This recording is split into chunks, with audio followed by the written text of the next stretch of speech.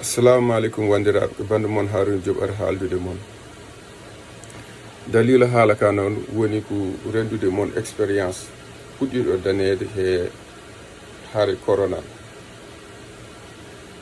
gil mars ha joni nen waɗe yenen haaɓe te kadi bon guinden ha joni minen toppito maladuji et puis kadi min e hooram hen ligguitoɓe heewɓe dañi corona et puis minen change ndir idée ji expérience uji amen donc on expérience jiɗmi rendude mon donc temo vrai woni yo guddi ɗi gone lawƴede parce que c'est très important en walla he ñaw ngu bon avant tout corona o mam innirtum ɗum ko mabɓo ɗum ɗo oɗon interprétation ɓuuri wadde sa waɗi ɗiɗum wadde simplifié ha paamidiren inniren ɗum ko mabɓo par ce que so are neɗɗo en général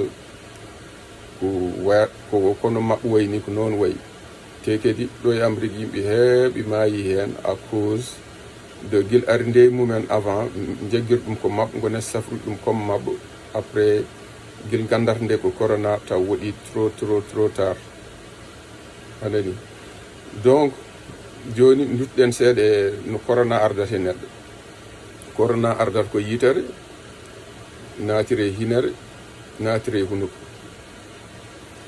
joni noon dépendre hol he neɗɗo o en waɗe yimɓi so naate mumen ñalam goto yawta premier escale o ko goddol mais kañum yiɗi yaade ko to jofeto toon bonnata te kadi yimɓe mawɓe hen corona o bonnata virus o bonnata jofi mumen après bon allah naw ɗumen quoi bon corona so naate neɗɗo ha yettima goddol noon waɗat ɗum ɗon darade en général ko neɗɗo so ñaw naate mum en waɗi ko haɓɓoto ñaw so naate neɗɗo waɗi ko haɓɓoto ɗum bon so ɗum fooli so ñaw ngu fooli ko haɓɓoto ko ɗum ñaw ngu fool neɗɗo so ñaw ngu foolani ñabbuli kewɗi ko ɗon kaɗata après jalte neɗɗo joni noon corona so naati e goddol wona yimɓe en waɗɗon balɗe ɗiɗi wona yimɓe waɗɗon balɗe tati wona yimɓe en waɗɗon balɗe nayyi balɗe joyi jeegom jeeɗiɗi sa waɗi ɗum avril mbiyen corona o en wona ɗo e goddol balɗe nayyi en haaɓe neɗɗo gonduɗo e mum joni noon so corona woni ɗo balɗe nayyi en haaɓe antibari anani hande aɗa sa joguima immune systéme moƴƴo so corona wone habde mum ko gueɗe ɗiɗi gueɗal gotal waɗata affaiblir corona o gueɗal gongal rokkat corona o doole joni tawde dalila tem ha yewtere nde ɗo eri ko rokkat ko waɗata ko éliminer corona o ɗum ɗon ɓurten haalde mi yawno tan mi haala ko ɓeydata ko rokkude doole corona so woni ɗo eri premièrement corona ko ñawu feeña heewani doole suuɗoto koye ñabbuli goɗɗi en gaañi yimɓe so woni kañum tan goto so hawre neɗɗo celluɗo haydara wawna ɗum anani ene wawi wonde ndir yaha liiɓe cyprien liiɓo anani donc rokkata corona doole so woni bon premier jour uji ɗi so arde ma wayino kono mabɓe ni woni corona en jiiɗi ko ɓuuɓi sa yari ndiyam ɓuuɓɗam rokkat mbo doole sa yari jus wayno coca en walla orange en walla ko way noon walla walla tufa men walla kal njaram baɗɗam suukar ɓuuɓɗam ɓeydata mbo rokkata mbo doole ɓeyde sembe makko. Donc kala men maɓɓaɗo oɗo temps woto yara ko ɓuuɓi, kala men maɓɓaɗo oɗo temps woto yara ko ɓuuɓi, yo rento ko ɓuuɓi.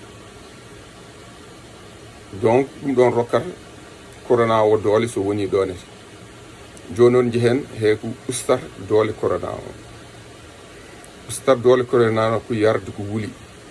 Bon so wi ko wuli noon, wuli fuɗɗi tan koye so woni joni c'est très important kala subah neɗɗo defsini ndiyam seeɗa yara ɗum.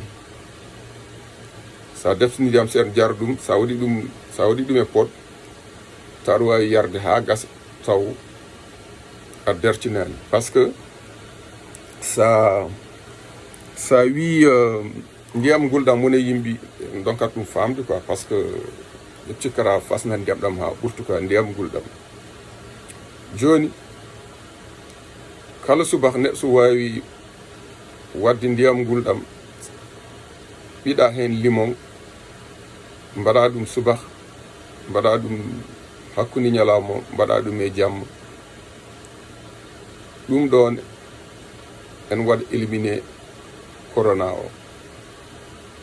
sa wondi hen kadi sa kala men maɓɓa ɗiɗo temps uji yo watte lipton, waɗ hen jumri, waɗ hen limon, ndiyam gulɗam yara. aɗum waɗi éliminé corona suusa ko wuli, suusa ko haaɗi. ko wuli kam o suusa ɗum, kaɗeli kewɗi o suusa ɗum. Personnel expérience nde gondimde hen, somi yari ndiyam ɓuuɓɗam tan mi suddoto mbajji mi ɓorno ko tekki, mi jange. somi yari ko wuli mi wone warñude, mi wone ɗiftude, mi wone seɓorde. Donc mbaɗi ɗum concentré 2 jours 3 jours après mbattimi yarde ko wuli.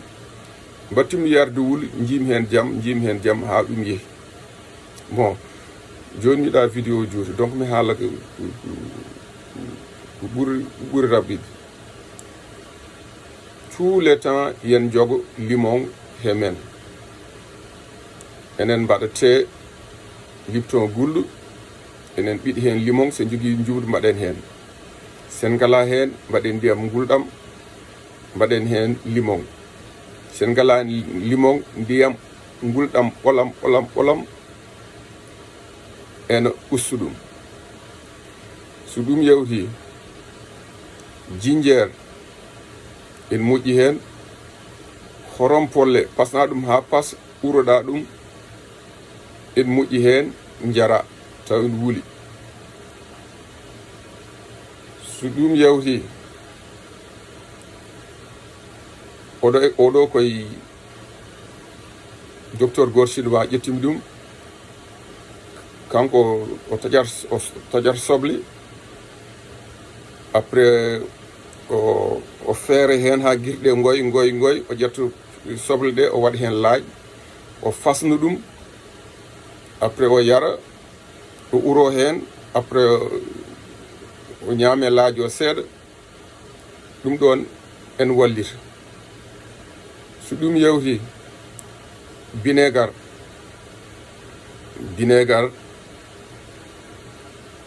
ɓeeda hen ndiyam seeɗa,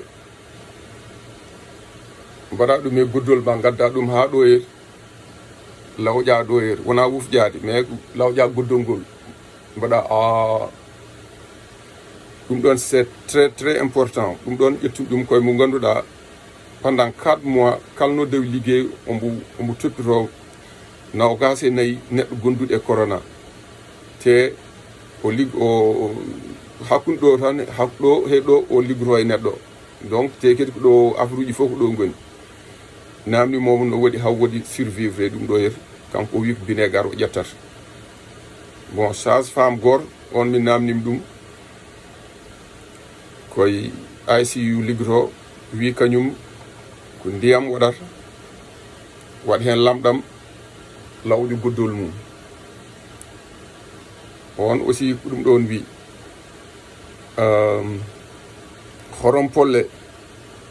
horom-polle c'est très très important en moƴƴi hen no fewi. Donc ko kalmi ko joni safrata corona mais aɗum it corona te aɗum yimɓe heɓe cowi hen taw ko ɗum cowi ɗumen par ce que début o gilluɗomi arde États-Unis en ƴewtinda yimɓe tan guila affaire nde fuɗɗime jaggude tan dogani hôpital ko ɓen ɓuuri hewde tampuɓe he mayɓe he wonnoɓe galleji men ena mbaɗa ko mbimi ko.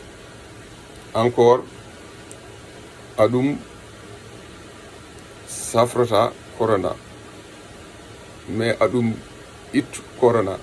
So corona woni ɗon en e goddolngol en haaɓe immune système neɗɗo ko habtoto ko so ñaw naati e neɗɗo sa wone wadde ɗum bombardé corona o ko wuli he ko haaɗi